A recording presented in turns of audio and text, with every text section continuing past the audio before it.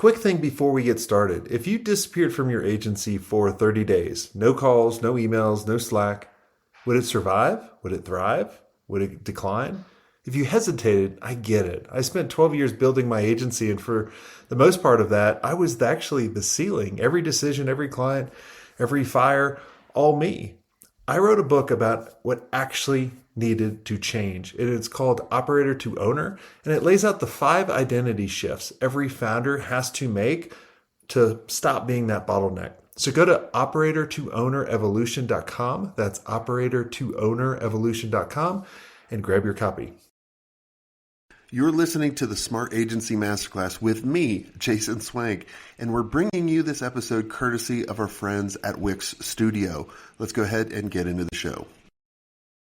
Hey, Bianca, welcome to the show. Thank you, Jason. Happy to be here. Yeah, excited to have you on. Tell us who you are, what you do. My name is Bianca Beatty. I am based out of San Francisco, and I own a small boutique agency called Raven and Company. And we are a full stack agency that does everything from events to full scale go-to-market strategy, social, you name it. So awesome. And how'd you get started? Why'd you start an agency? So actually, kind of going back to high school, one of my internship classes that I took was at a wellness center, and they needed marketing. They needed newsletters. They needed all these things. And I had a natural ability to put information together to kind of know what people were looking for. And so I started building that.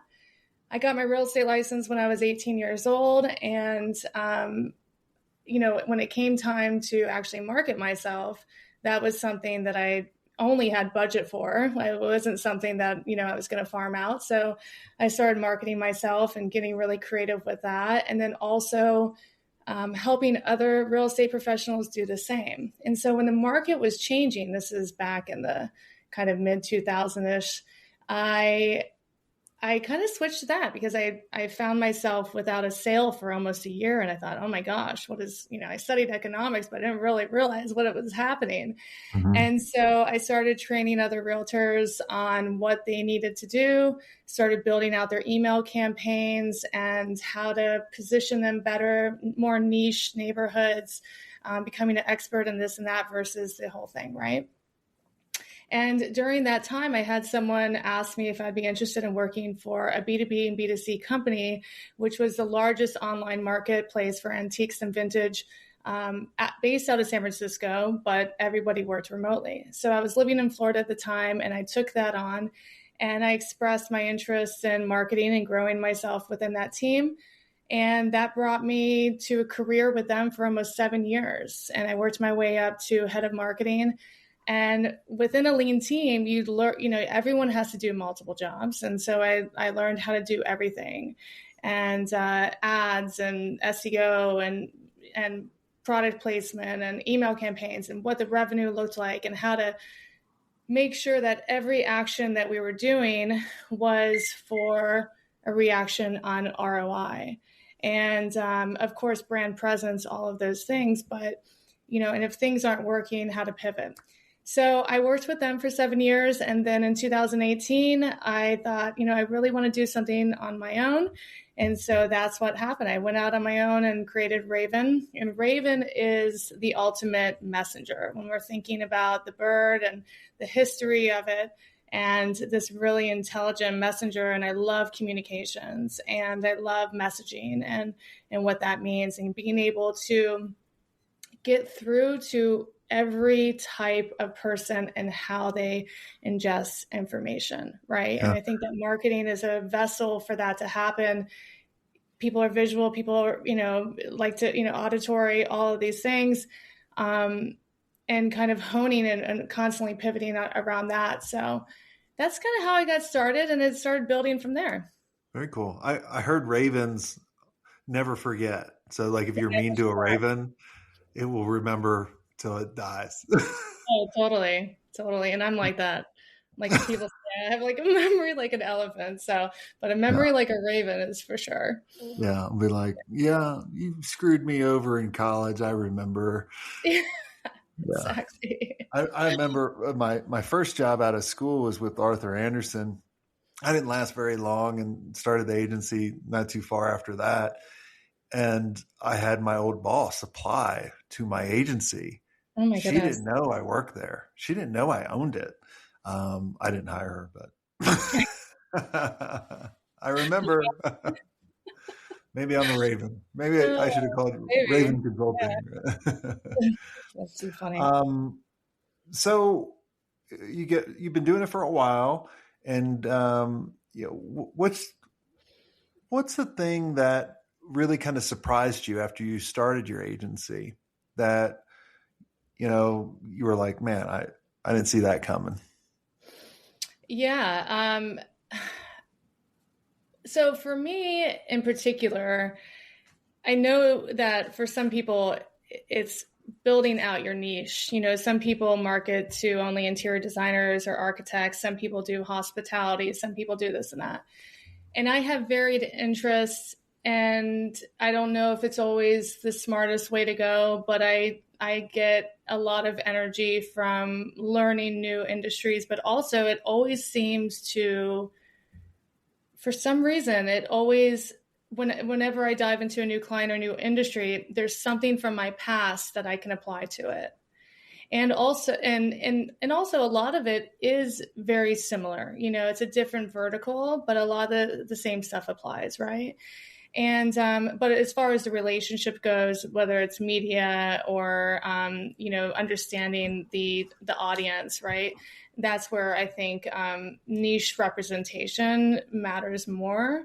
But what was surprising to me is how much I would like the versatility, and how much I could apply from past learnings within it, and that it actually worked. And for example, one of my clients is a caviar client. And this is something that's so simple, but it was actually, they told me later on that it was a deciding factor between myself and somebody else. And it's pulling from your stories, it's pulling from history. It's also who you are and your personality. People really like to work with people that they click with, right? Not just, I've hired agencies before to work with clients, and it's very methodical, and this is what I do, and this is my role. And people really like to have that synergy going on. So for example, the caviar client, they really liked my presentation. They liked my work and everything. But right before the call, I thought, actually caviar, I did work in caviar when I was 7 years old. And the funny story is my dad bought this really cool house or building on the water that happened to be a commercial fish house. And he was going to turn the whole thing. It was all built, with boardwalks all around it and all these different buildings, but it was still a running commercial fish house. And he thought, I'm going to run it for a year and then I'm going to turn it into a house. And he later did. And it was on front covers of magazines. And it was really, really cool property. But within that time, my brother and I were given jobs to squeeze the fish to find out if they're male or female and to divide them up, because that roe was sold to China and other areas to be able to have that product.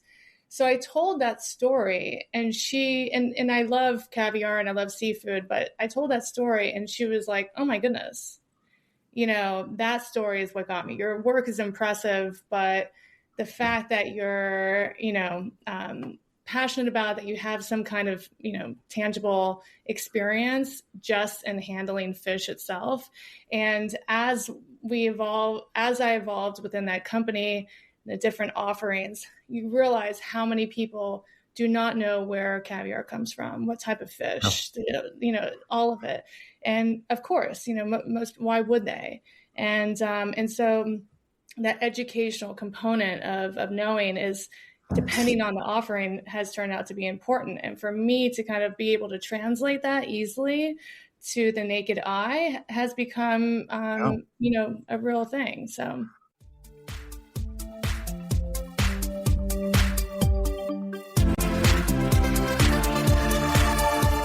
Look, your agency adapts for every client, right? Your builder should do the same. That's why Wix Studio is built for the way you actually create. AI-powered site mapping lets you get straight down to the design. Whether you shape things in Figma or start in Studio, your vision's coming to life quicker with no-code animations and built-in responsiveness. and for client growth that actually scale. You've got extendable business solutions and a dynamic CMS. Scale your agency at wixstudio.com.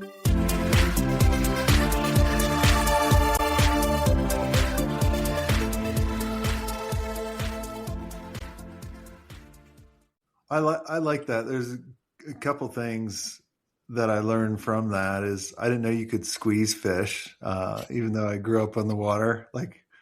So I want to understand that. But since Well, I was PG about it, but I can go into detail if you want. Yeah. So well, maybe we won't go down that road. But I am curious, since you are from Florida and now you live in San Francisco. One of my rules is this: since I grew up in Florida and in Long Island, I will not eat seafood unless I'm on the water. Does that apply to you as well?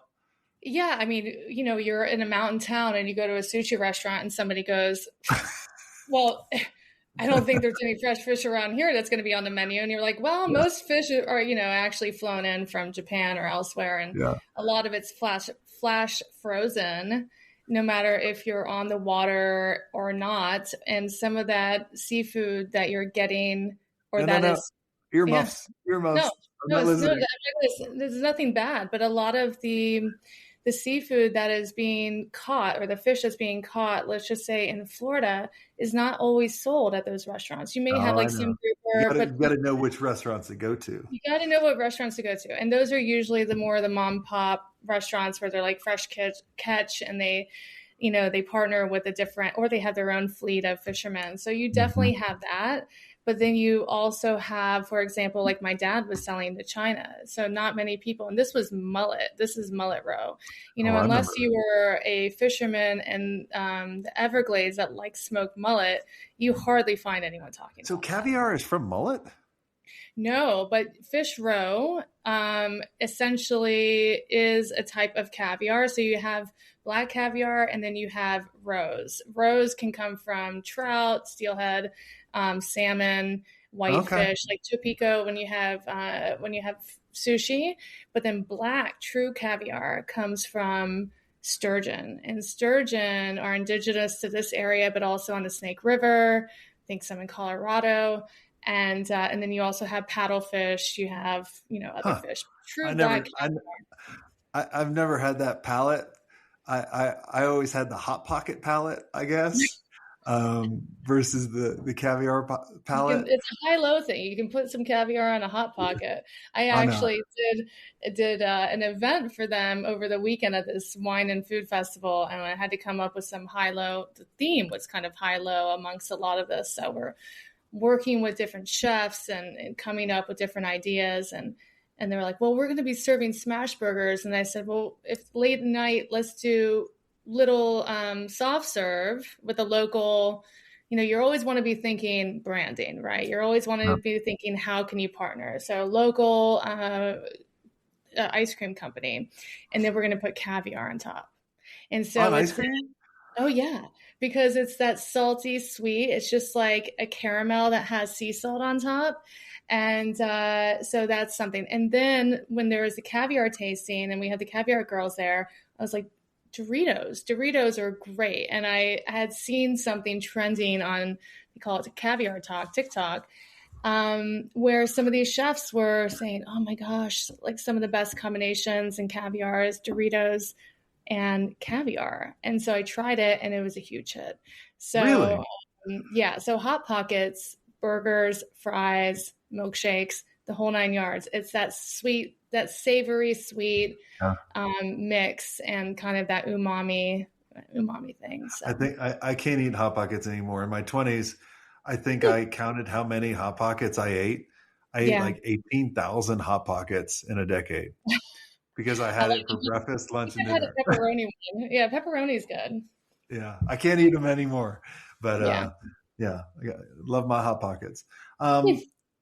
But what I like how you relate to your clients too, right? Like that's something that a lot of times people have a hard time to do.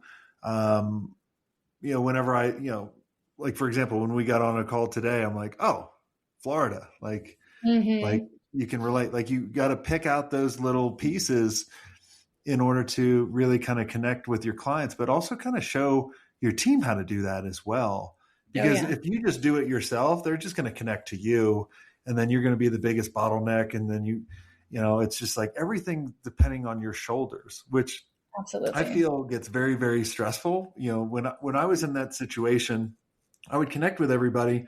Everyone would always come to me. And then I was in prison. Like, I got into this business for freedom and to make my own hours and, do all the things I wanted, but I couldn't take any time off. Like, everything was on me. Did you ever go through that, or you going through that now? I think it's I think that when you are personable, and one of the things about marketing and being someone that really understands how to connect with your audience, part of that is the relationship with your client. If you can't connect with them and their brand and their product, how are you supposed to connect with the masses? How are you supposed to convey what that is, right, to multiple people? And so it is very important, and it comes natural to me, and maybe that's why I'm in this industry, that when I meet someone new, to be able to find something, and it's not that I'm thinking about it. It's not a conscious thing. It's like, you can easily piggyback off of, just a few basic questions when you first meet someone. And actually part of your team, he had a hat on, Darby, and it was a trout. And then I started, and then that turned into a whole conversation. He's a huge fisherman. Totally. And I fly fish, and so we were talking about Mexico and the whole thing. And before you know it, we had this long conversation. And so when it comes to, and so a lot of my clients, they do like working with me. It can be an issue where they want to stay on the phone with you for a couple hours, and before or they want to come to you with everything, and they don't relate to your team. So hiring for talent is extremely important, but empowering your team members to be themselves and to have that freedom to be themselves, and it makes it that much more fun. And so, and really kind of have the professional but relaxed aspect of, who you are, and to get things done. And so that way, when people are working with your whole team, they're like, this is a great team. Love working with them. Yeah. Instead of, just so much task oriented and not much personality. Yeah, no, I'm always hiring for kind of values first, but I think it starts off with, knowing your own values. When I was hiring at the agency, especially in the very beginning, or for many, probably half the time when we were just getting by, I was just hiring for the talent. And I was like, you want to work for us? Like, oh, that's, and then I had to switch it and being like, with this person, and I really kind of judged it, especially too, when we invite people to our events that we do, they're always small, intimate events. Like, we have one in British Columbia coming up in the fall where we fly fish and horseback ride, and we hang out with campfires and all that kind of stuff. And I've always done it. Could I go on a road trip with this person? Mm-hmm. Right? Would they annoy me? Like, are they cracking their knuckle? Like, are they never shut up? Are they talking all the time? Or like, are they, do they have different values than I do? Like, are they, like, we wouldn't get along? And so I've always tried to do that within our team and our clients. So then, when you do that, it makes it so much easier, going forward. So it's a lot of fun. And sometimes there's not alignment, with clients. And I think when you come from a value system and, and being able to kind of purposeful leadership and innovation, right? And so if you're able to pick and choose your clients, like, you don't have to work with everybody, right? And so when somebody comes to you or you find them, you need to be excited about who you're working with and around the product. And if it's not the right fit, you need to do them that service as well as yourself to move on and to know when that's the right time. What? Excuse me? and your team. Like, And your team. Yeah, your team's going to exactly. be miserable. Then they'll leave, and then you have to find a new team, and you don't realize how much that actually costs. Like, I would always defend my team over a client any day. Yeah. And you don't want your team or yourself to be like, oh my gosh, I'm dealing with this nightmare client. And that's why a lot of people get strict about change orders, about all these things, and why it's important to, toe the line in a sense of, yes, I'm fun to work with. I love communication. I love being friendly with you. Like, that line kind of gets blurred sometimes where your client's like, oh, this is so friendly, but also we're working together. And making sure to have those conversations early enough when you see that there's a pivot in when what they're asking for, or demands on your time, and saying, hey, let's revisit. This all sounds wonderful, and I think we have the capability of doing it all, and I want to meet your needs. Let's see if we have the capacity within our team, and let's look at our contract again to see where this fits and that it works for both of us. And when you're just transparent and upfront about it, then the biggest damage is really to yourself, and to the agency and as a whole. And because people, coming off of that, you get kind of PTSD. You can, like, your team, you're like, I don't want to do that again. So it is important to identify that. And I think that comes with experience. It comes from, when you're, like I was saying before, when you're first getting into, creating your own agency, usually you're just the lone wolf, unless you have a partner, and it can be very lonely, and you're also looking for whatever business can come to you. And so you're casting this net and you're kind of bringing in whatever you can. So it's about getting really clear about who you want to work with. There's nothing wrong with going out there and actually pitching yourself to people that you want to work with, even if they're not hiring. Yeah. And then you just really, I think through the years, you just keep on kind of pivoting to what you really want to be doing and who you want to align with. And I think by doing that, it's just a good fit for everybody. Well, awesome. Well, this has been a lot of fun. Thanks for sharing. I've learned a lot about agency and fish that I never knew. Maybe I'll ask you more about it when I hit the end record.